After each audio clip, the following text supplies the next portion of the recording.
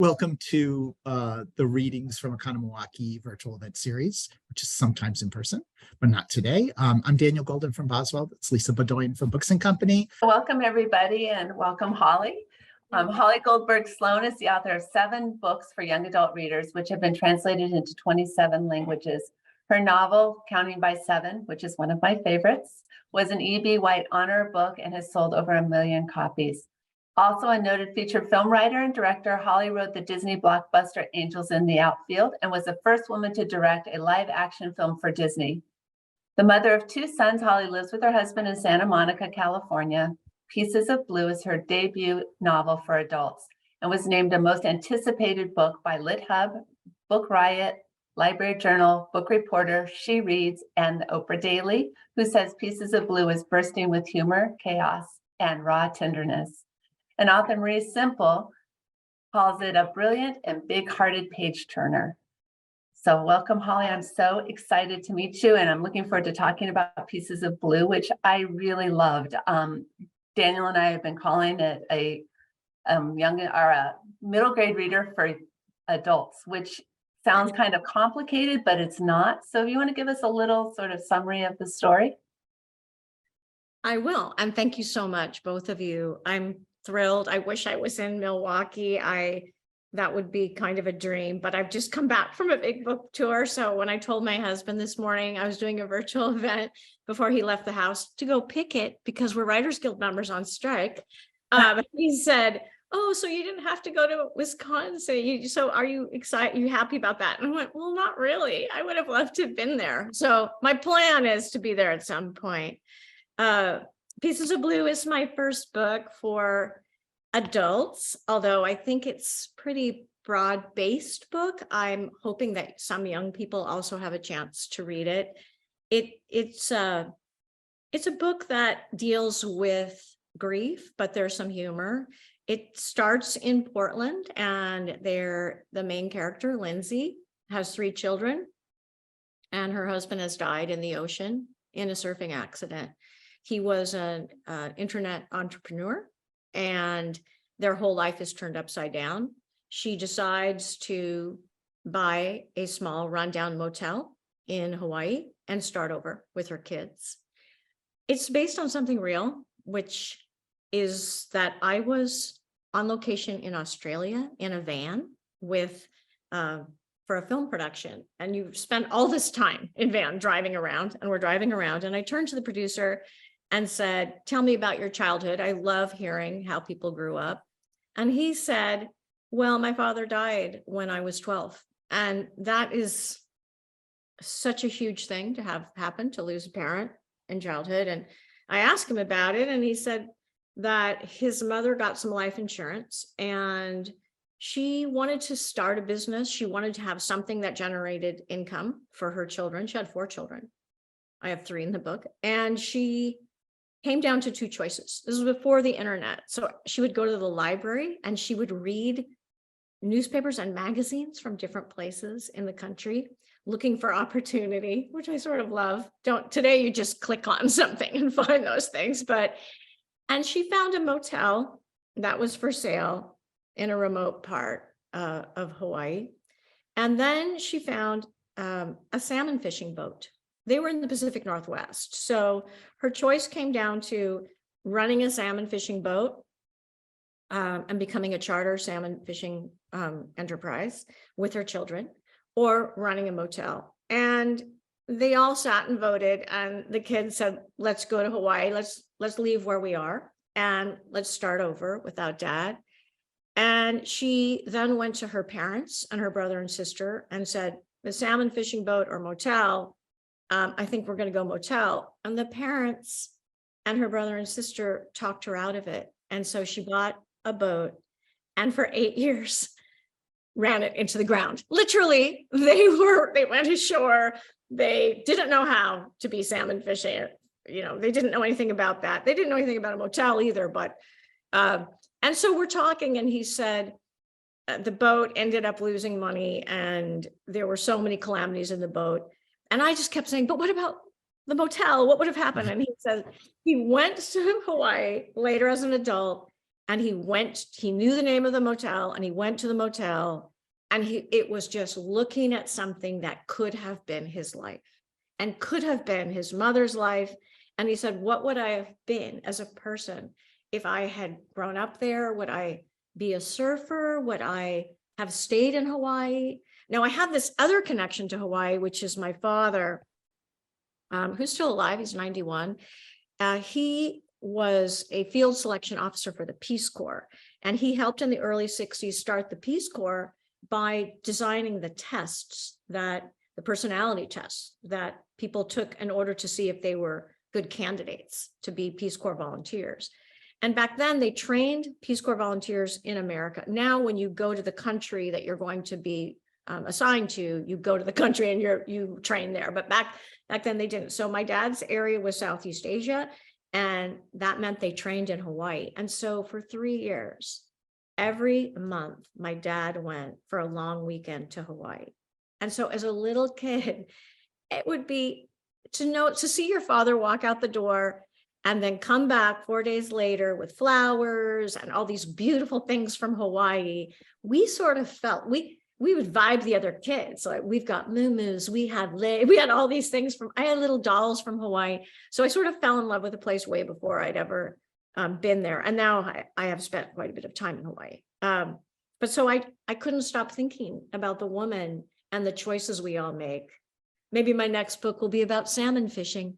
But anyway, so you know what happens with that story, though. Yeah, that story. I did say to him, I'm on book tour. I'm just finishing my book tour, and he now lives in Houston, the man whose life I've imagined. And he came to the bookstore, and that was kind of funny because I had just said that I just given the scenario of why I did it. He walked in the door with his family, with his own children. And I said, I just told everybody here that it was because of you.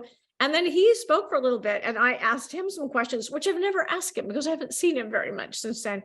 And I said, you think the salmon fishing boat, how did that affect all of you as kids? And he said, well, my older brother, who was the skipper on the boat, his whole career was in the Coast Guard. And that's because the Coast Guard was always rescuing us because we didn't know what we were doing. So I said, I wonder what it would have been. I love the idea that there are so many lives we could all live, and so many decisions that are made, big and small, that contribute to the course of our lives, our destiny.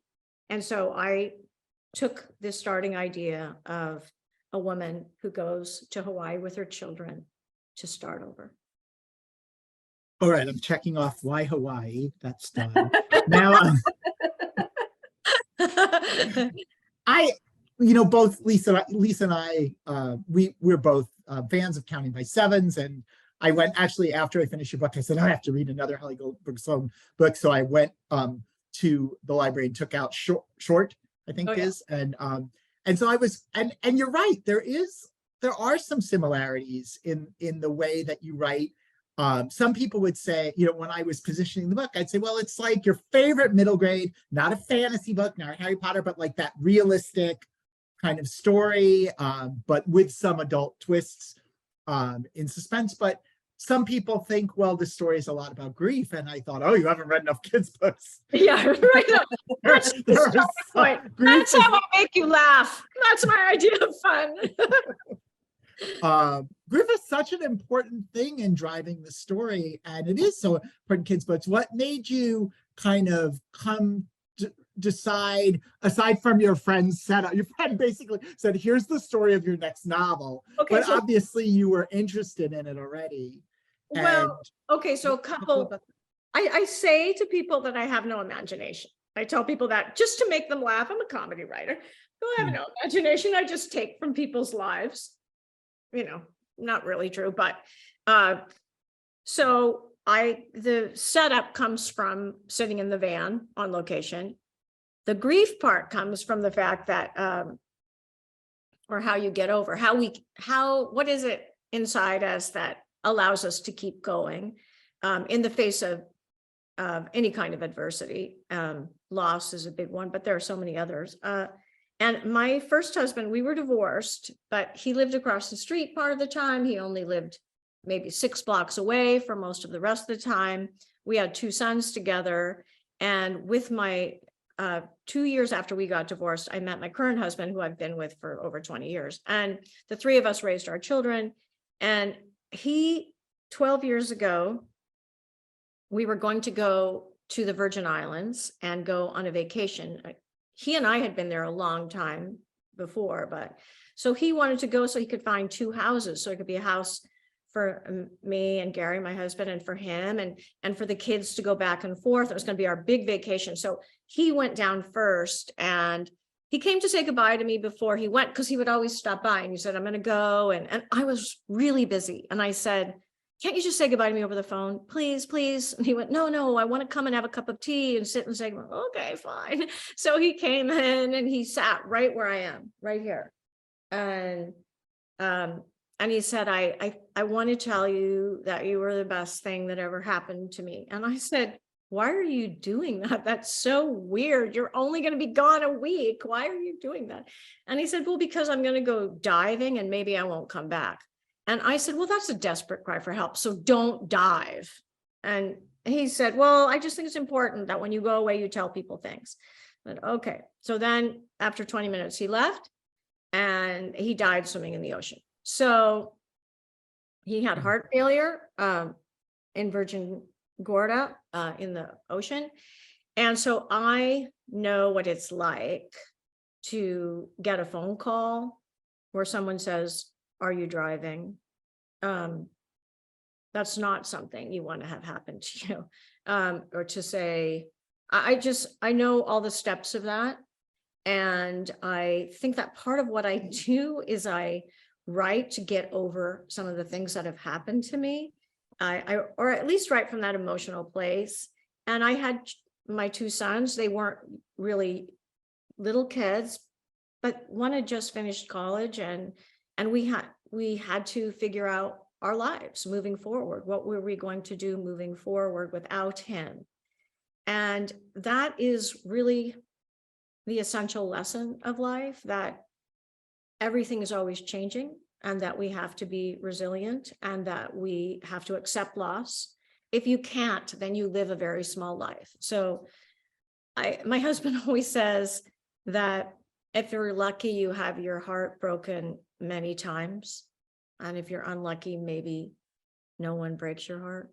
So I took those things and then I put them together to make a story. And then I came up with some other things to have the engine of the story. But I like when you say, if you can imagine something written for middle grade, and then you imagine that that same writer is writing more adult themes, because I do think I have a style. I do think I have a voice.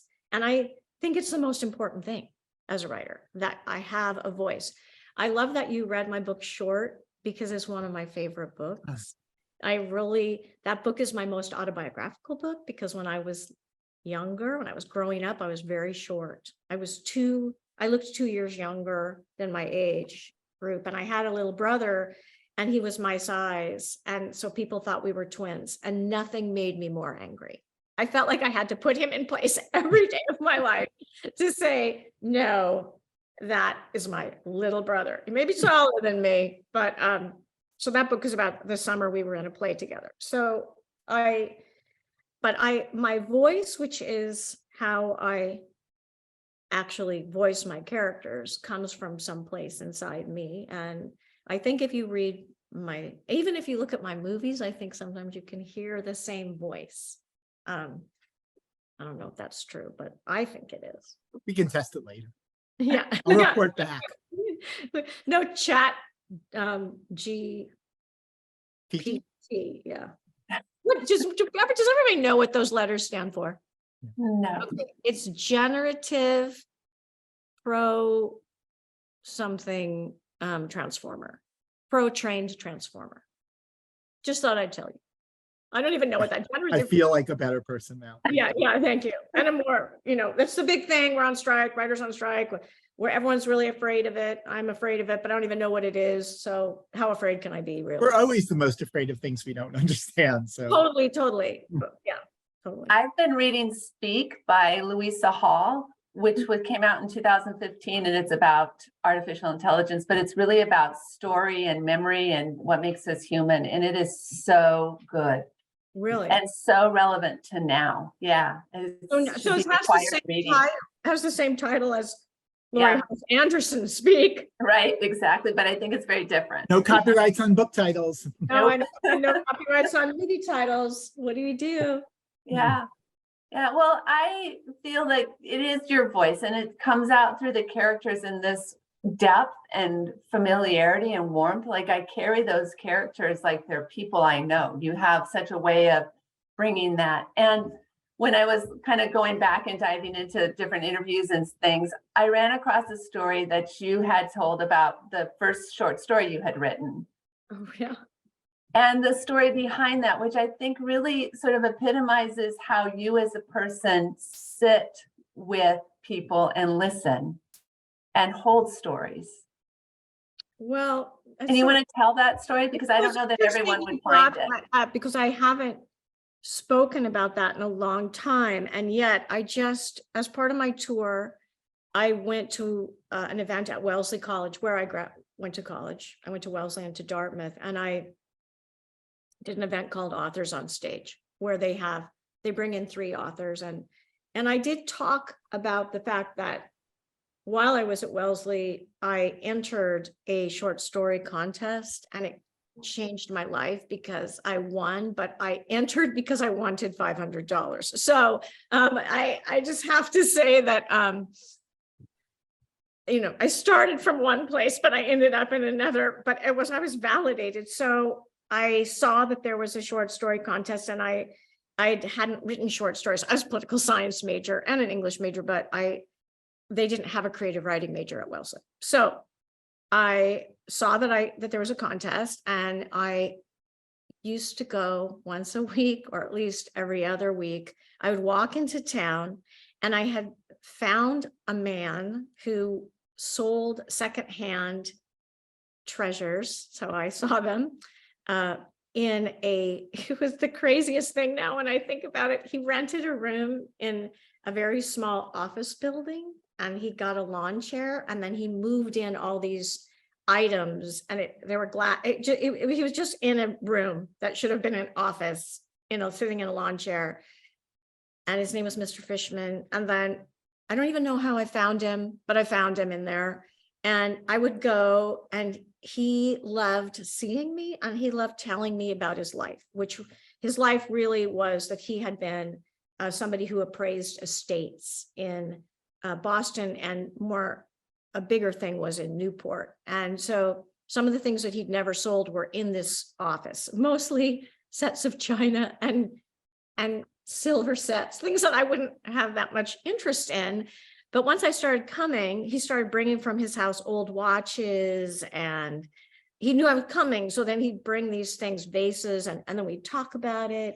And then I got really attached to him, but he was really attached to me. So I kept coming, because if I didn't go, then he would say, I waited for you. And I realized maybe he didn't really have regular hours, and maybe he was sitting in there, a little tea thing. And anyway, after doing that for a while, I went one day, and it was closed, it was locked, and he wasn't there. And then I came the next week, and there was a note from me saying that if I came the next week, someone would be there. And so I went, and he had died, and his family wanted to talk to me because he would come home. I didn't realize how old he was. I didn't realize that.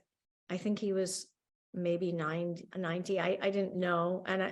And they said that he called me his angel, that I would come visit him.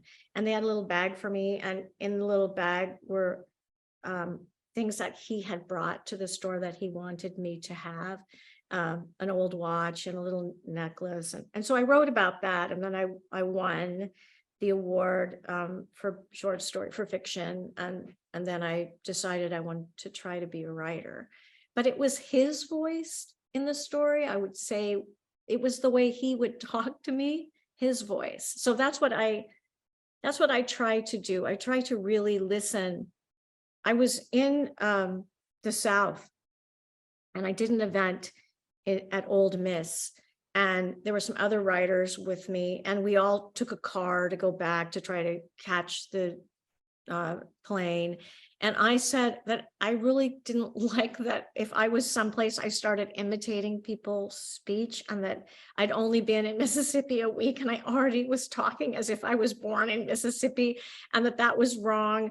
And I said, and you should see me if I go to a restaurant, if the person has an accent, I start imitating their accent. I can't stop it. And my kids go, don't do that. What are you doing? And I'm like, I don't know. I'm sorry. And I said that. And then the woman sitting next to me, another author, she said, well, that's because you're a natural writer. So you're really listening. You're listening to how they're speaking. That means you don't understand. You shouldn't feel bad about it. You should feel good about it. You can hear something other people can't hear. After that, now I just can imitate anyone I want to. But that's an interesting idea to me, the idea that you're hearing in a different way. Now, I went to grade school in Holland and I spoke Dutch, and I went to high school for 1 year in Turkey. My father was a Fulbright professor, and we traveled a lot.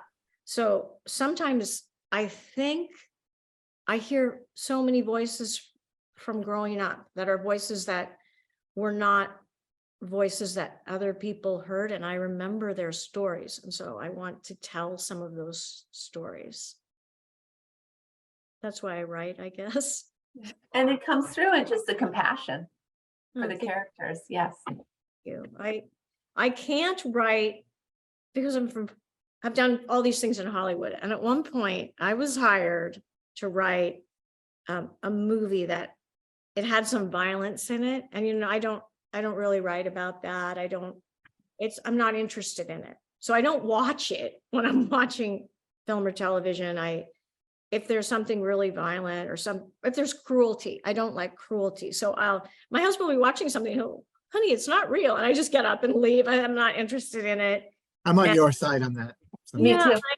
I think that it gets inside you. You think it's not inside you, but it is. And I don't want it. I'm just not interested in it. So I was hired by a studio to write a movie. And in the movie, there was somebody who was killing people. And I did the best I could. And I turned it in. And I remember the producer calling me and saying, it's when someone kills someone, you're making it as if there's some act of kindness, but this is supposed to be a violent person who's doing something wrong. And you're trying to, and I realized, oh my gosh, I'm so not cut out for that. That is not, I think when you have a voice, when you write from a kind of need or motivation, it's best if it reflects who you are. Then it's not hard. It's, writing from, anyway. Well, I agree with Lisa about your characters being so distinct. I think there's some sort of fixation we have with the, as one author called it, the lazy Susan school of writing, where you rotate the characters around the circle. And, your three kids and the mom all have very distinct voices. And one thing I really love about them is they're all, you've moved them to a new place, and it's a very exoticized, tourist focused place, but they are not tourists, and they have to, but the community, the native community and the people who are established have to kind of look at them and kind of, they dismiss them for being outsiders, and each of them has sort of a different way, like philosophy of how they're going to fit in or not fit in. And so I love that you have this intersection, because your place is so strong too, with Hawaii, given to you by accident, but still fully realized, and in that wonderful kind of also middle grade way, like lots of detail and historical things. And I love that the kids know that. So I love the way that your book becomes this intersection of people and place. Thank you. had heard that most people, 95% of people who visit Hawaii, and by the way, I think it's something like 40,000 people a day are going in and out of just Honolulu. They don't go more than 400 yards from the water. So wherever they are on any of the islands, they go to a place and they stay by the water, and they don't go to the center of the island.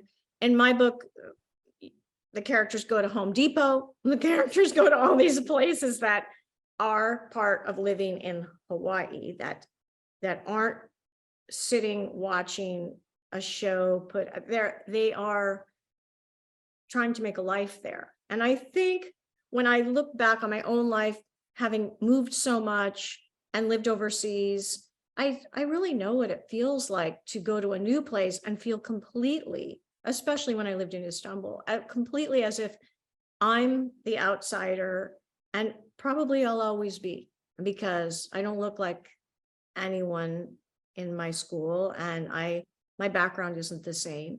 And how do I get people to understand me and accept me as I understand and accept them? Now, the youngest character in the family, Sana, she's some people's favorite character. I had somebody recently say, oh, she seems so precocious, there's no one like that. The joke is she's based on somebody real. And I can show this person, this child that she's based on is truly outside of the normal range of the spectrum of where people are on the scale of development. So that this person, when this person was only 4, heard a Beatles song and then went into the other room and wrote down the lyrics from just remembering. So my kids went to a school for gifted children. I've written a lot about gifted children. Counting by Sevens has a main character that's gifted, but we all have gifts. There's some are really outside of the normal range, but everyone has something special. But so when I write about her, it's funny that some of the things she does are based on reality, and then I'm making other stuff up about but some people say, but is that true? Well, kind of, yes. But anyway, what can you do?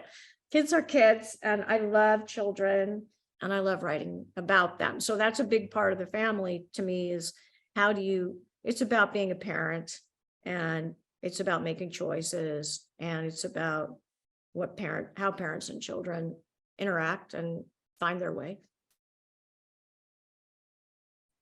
And you very subtly set up that bond early on in the book when they're in the airport.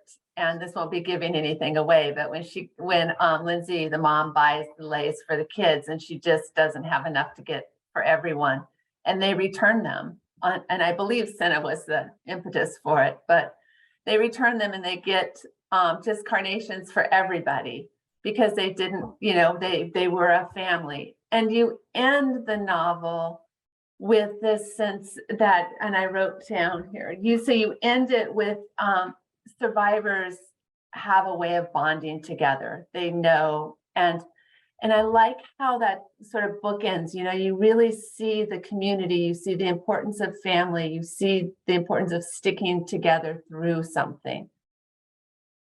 Did you know you were driving the story that way? Does it come forward?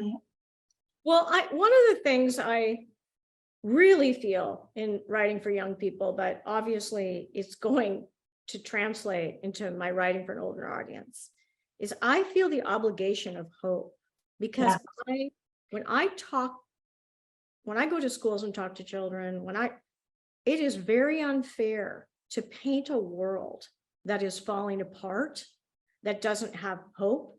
I feel that is an injury to do to someone who's young. And it leads to a sense of despair, it leads to depression, it leads to all these things that kids are faced with. And also, I just don't believe it. I believe the future is filled with hope. It's filled with miracles. It's filled with beauty. And no matter what happens in any of my stories, when there are low points and things feel as if they're falling apart, everything's always falling apart. I mean, really, would you have wanted to live in 1560? Would you have wanted to live before penicillin? Would you have wanted to live as a woman where you couldn't vote, where you couldn't own property, would you want any of those things? Let's just talk about hygiene. Would you have wanted to walk in where everyone hadn't taken a bath for the last 3 months? I mean, we have technology shouldn't be feared so much as understood, and we have a kind of connection today we never had, and some of that has a negative aspect, and yet there's a huge positive aspect. My mother was blind. She was blind the last 20 years of her life, and she died at 94 this past November. And what technology did for her, audiobooks, her ability to say that to voice command, that it changed her whole life. If you've been with somebody that has any kind of challenge, it's wrong to say, oh, everything's getting bad. That's why I can't stand it when we are living in a time that challenges us, and we need to be up for the challenge. We need to be excited about the future. That's a big thing for me. That's why I think I write about grief, because it's part of living. It is part of living. And for kids, when they lose something, in the book Short, which you were talking about, Daniel, the little girl loses her dog, and that's already happened, but she's trying to get over it. That's usually a pet is often the first thing that shows a child about loss, and that shows a child that life has a beginning, middle, and end. We shouldn't deny it. We should understand it. We should accept it. And we should embrace it. Really, we should embrace it. There's beauty in it. Mhm. So that's why the beginning of my book and the end of my book. And I wish as communities and cultures, we could do that. We could embrace differences more and not point out how we're different, but how are we the same? And here's how we're the same. We're human. Our humanity. Yeah, and it does. It really, the community and the family is, and that is like your character's voice too. It holds things together. It's the vehicle for hope. It's a vehicle to keep us in place, not in place, but to give us a sense of place. Yes. A place of belonging. I mean, the main character, Lindsay, she's Welsh. She comes from Wales. She's an immigrant. She's an outsider. She's like double outsider. She's double That's what I outsider. think And she's about. somebody that left one island, moved to the United States, met someone, started a life, very American. They had a lot of success. And then they had some failure. I mean, there's some parts of the book that, without giving anything away, it starts out to appear to be one thing, and it might be something else. There might be something else going on that might be somewhat unexpected that drives the story. But ultimately, it's about, do you have the courage to start again? Now, when my friend told me the story about the salmon boat versus the motel, I feel like he was held back. That his mom was held back by her family. Sometimes if you love something, you have to set it free. I guess though, some might say a salmon boat is kind of a risky thing too. Yeah. It wasn't that. I mean, that it is so odd. That story is not in the book, but we're just like, I keep thinking about it. It's like, really, you thought a salmon boat was the safe choice? But I wasn't there. Nobody asked me. The thing is, I mean, when I did say to him, I just saw him in Houston, so we're asking him questions, and someone says, so you were all really into fishing? And he went, no, we weren't. But I think it's so funny, because sometimes people do that. They'll start a restaurant. They don't know anything about a restaurant. I mean, she doesn't know anything about a motel. Or they'll buy a business. They know nothing about the business. Yeah, we've been there. The job situation. I just want to note, book selling is a lot of people are opening bookstores in the last 10 years compared to before. And it is so surprising how many folks never try working at a bookstore before they buy it.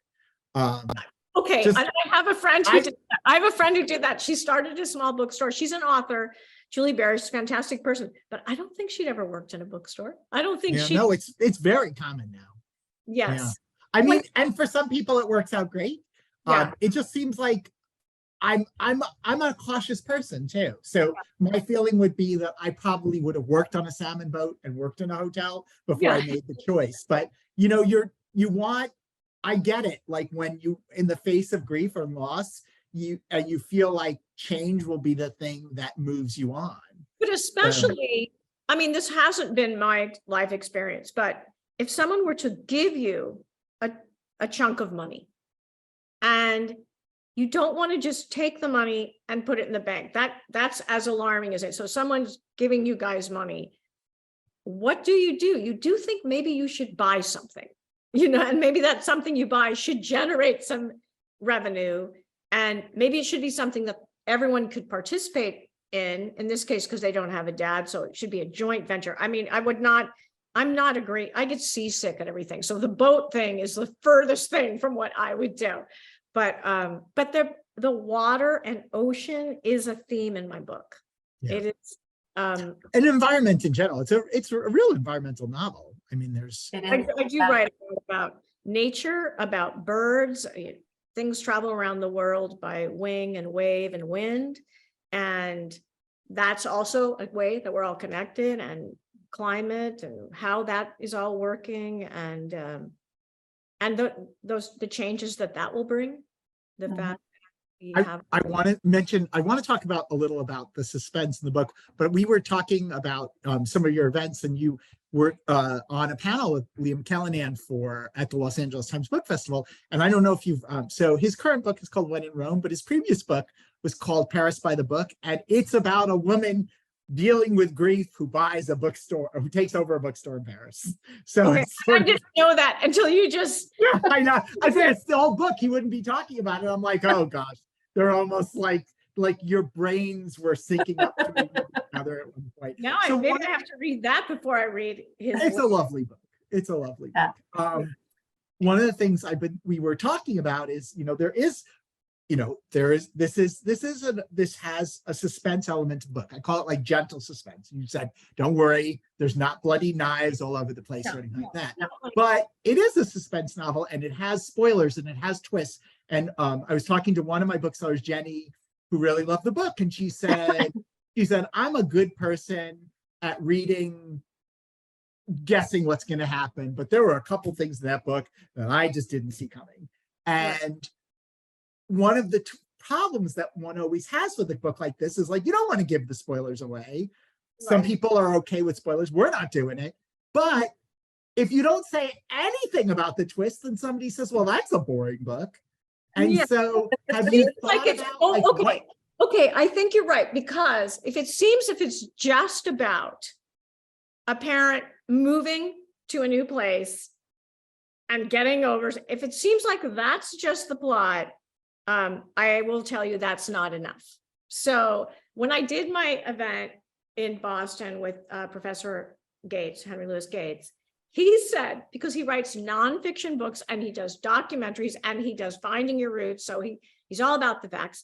He said, here's my idea. My idea is start with the beginning, and then I want you to read part of the end. And I went, there's no way I'm doing that. There is no way. It's a journey that people need to take to get to where they are. And I'm not going to reveal what's going to happen. So now we're up on the little stage doing the event, and he turns to the audience and he says, would you like her to tell you some of the, and the whole audience went, no, they were, no, please don't do that. I'm surprised one person didn't say yes, because I often have this problem in public events where one person in the question part blurts out the big twist in the book, as if everybody, like, nobody else is in the room and everybody's read it. But anyway, Henry Louis, that's funny because he has a lot of twists in his show.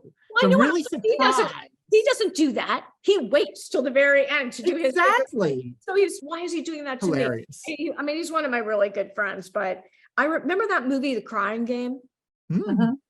Well, a friend of mine went to see that movie and then called me the next day and said, I've got to tell you about this movie I saw. You're never going to believe it. And told me the big twist of The Crying Game. Basically wrecked the entire movie for me. So yes, what I'll say about this is it appears that they just go to Hawaii and that there is not jeopardy and there aren't things that, well, I think the cover the fact that this is in black, it's a subtle thing. I mean, it looks cheery, but it's not completely candy colored. You know what I'm saying?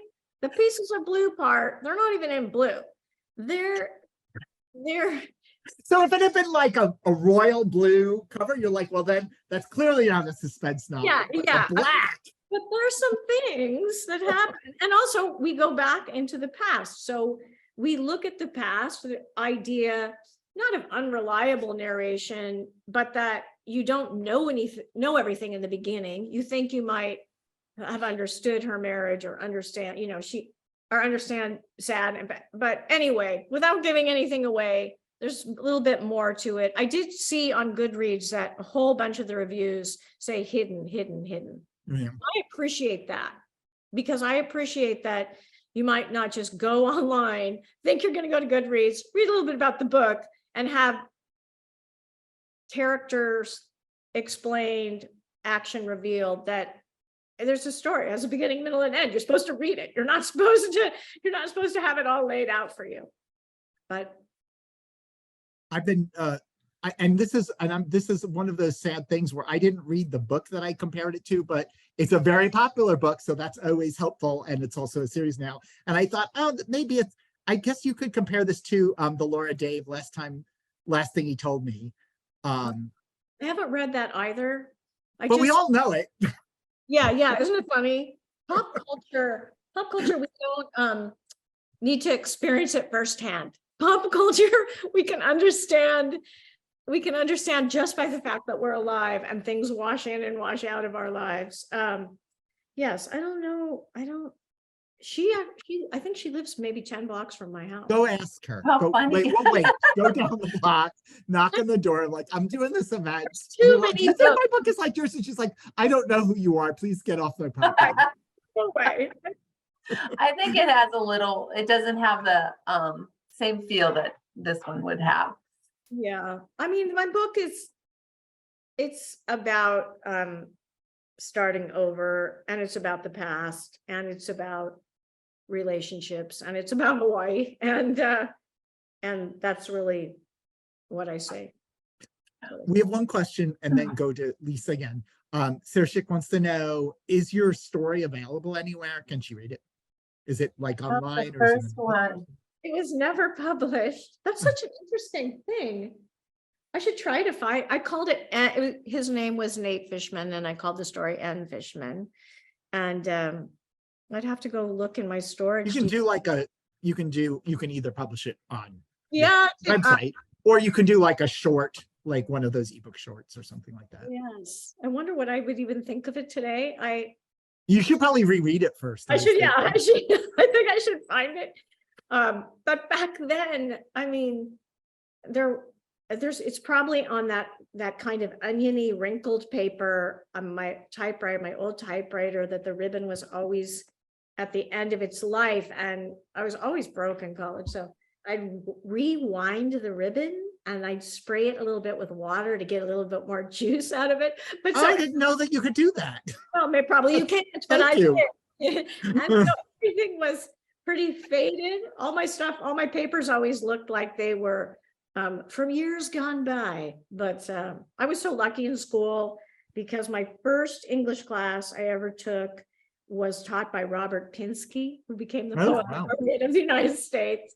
And I had tested out of freshman English because I'd taken AP English and gotten a 5. And so they tested you out.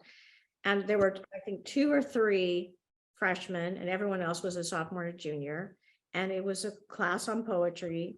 And I'd never been in a classroom with someone that dynamic and that interesting.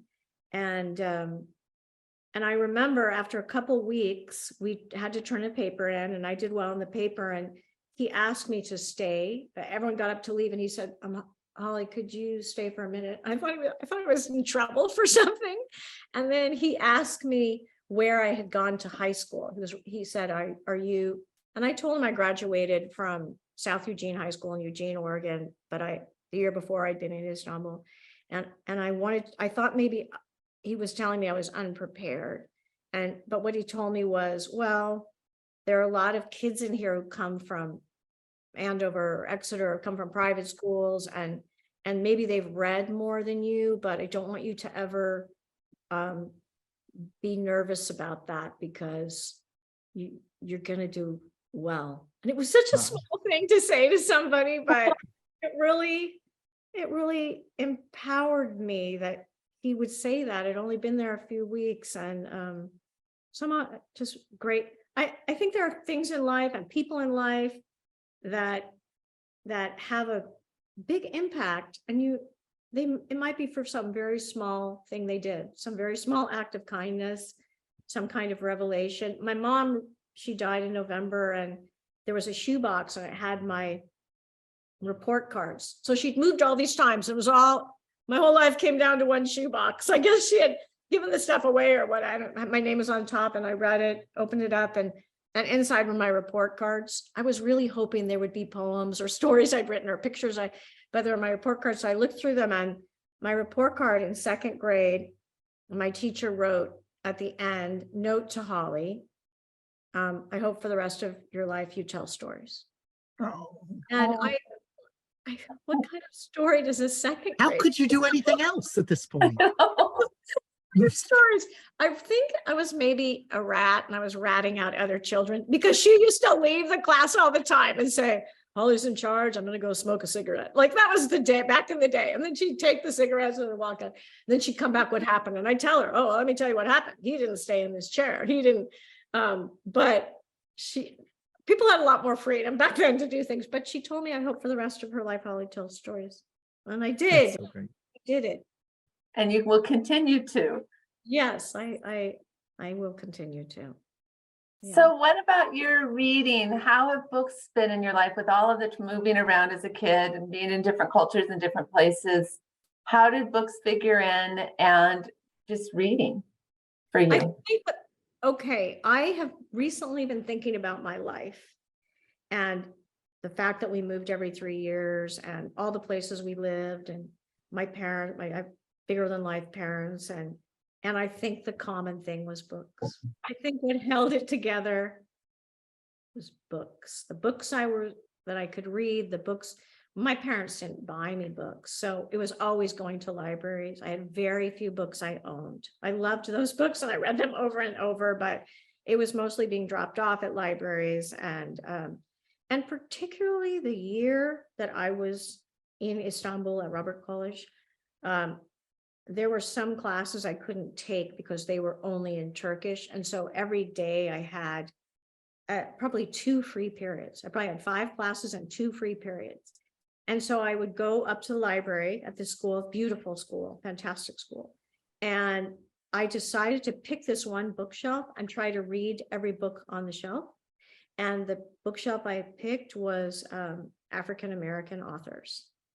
And so at that age, and partly because Baldwin had taught at that school, and they had a really great shelf of, so I was reading Richard Wright and Baldwin. I was reading these, and I had no one supervising me or talking to me about them. But now I think I felt like an outsider. And so I was reading about people who felt as if they were outsiders. And I was forming some connection to that. In my movies, I've always had a very diverse and inclusive cast. Angels in the Outfield has Danny Glover, and all my Made in America has Whoopi Goldberg and Nia Long, and I've worked with Will Smith. He was in that movie. Megan Good. I've worked with Angela Bassett. I always write that in. I don't leave it to casting. I write in the fact that there are people that are different from each other in the story, and I do that in Pieces of Blue as well. Yeah, I love the fact that, I love to quote Jacqueline Woodson. Lisa's already bored of it, where she talks about windows and mirrors. In terms of the ways of reading, finding yourself and also finding others. And you were doing both at the same time. So the way that you were an outsider and reading about other people who are outsiders, they're simultaneous. They're like, you're connected to them and they're also different from you. That's Exactly. fascinating. Exactly. And Jackie is the greatest gift to children's literature. Yeah. Well, there are so many right now. We live in that's why being filled with hope, that's why I can't feel anything but joy about, Yeah, even true. with books being banned. It's great. There's so many that people want to ban. That's all I'm saying. That's right. Many of these books wouldn't have been published 10 years ago. Yeah, there's so many. Right, yeah. I don't understand banning the Diary of Anne Frank, but I That guess, was published 10 years ago, but many others, I should say. but I mean, if you want to hate, there's plenty of outlet to hate. You don't really, people can always find a way to hate each other. It's a far greater and more noble task to find a way to be compassionate about each other. So one thing expands your soul and your character and your life, and the other makes it smaller. So that's a choice. Beautiful. That's a Yeah. choice. Yeah. We could just keep repeating that too. Yeah. No, it's so very true. And I think that it's hard to find adult novels that do that kind of hope. Well, it's funny, I think today my husband works on a television show, and so we watch TV and film almost sometimes as a job. We need to see what's going on. And I'm always surprised at how much really good television has dysfunctional characters and is pretty bleak.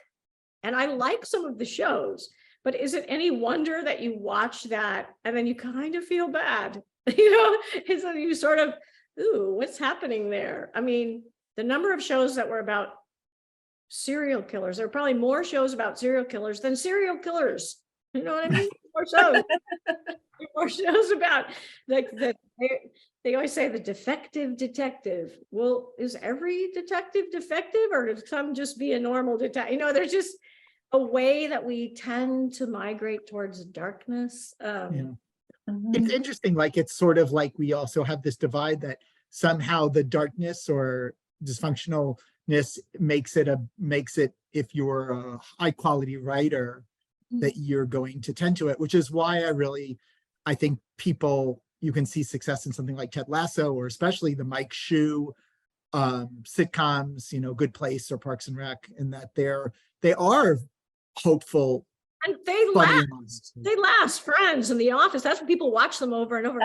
There's this new show called Jury Duty. I don't know if you guys have seen it, but I know it. I've heard that the judge. I've read all the backstory. I'm going to plug it right now. It's on Freevee, which is Amazon's ad-supported network. And it's funny that I'm plugging a TV show I have nothing to do with, but it's a half hour and it's called Jury Duty. And it's kind of a combination of The Office. And then a documentary. But you really laugh.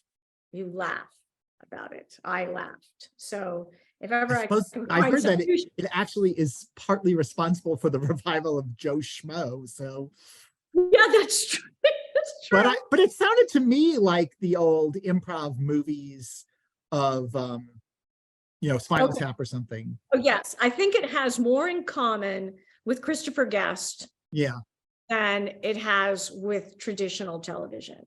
So there are people playing parts. I mean, it has a little bit of a twist, which is there is one character in the show that is not an actor and who thinks everything happening around him is real, but it's not. Yeah. And so the joke is kind of on him, except for he's such a good guy. But also I've done jury. I've been on a jury. I don't know if you guys have, but it's very nice experience. And they're really capturing what it means when you go in and you do voir dire. And then anyway, I highly recommend looking at an episode of Jury Duty. All right, now we've got your TV pick. Now I think Lisa was going to ask for your book pick, and we want books that you love, and also maybe one that you wish you could adapt. Okay, the most recent book that I loved is Ada Calhoun's Also a Poet. I don't know if you guys know that book, but it's Mhm. sort of a memoir. It's sort of, I think it was published last year or maybe the year before. Ada Calhoun is, oh my gosh, my dogs.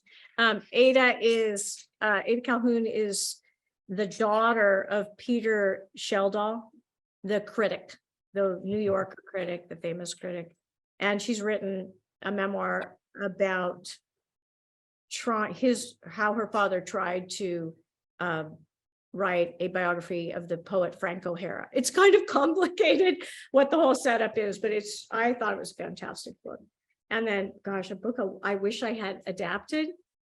That's a rough question. Well, you don't have to answer it. Business. I don't want to be a tough question. That's a rough question. I don't know. I don't have a ready answer to that. My husband just walked in. Let me ask him, is there a book I wish I had adapted?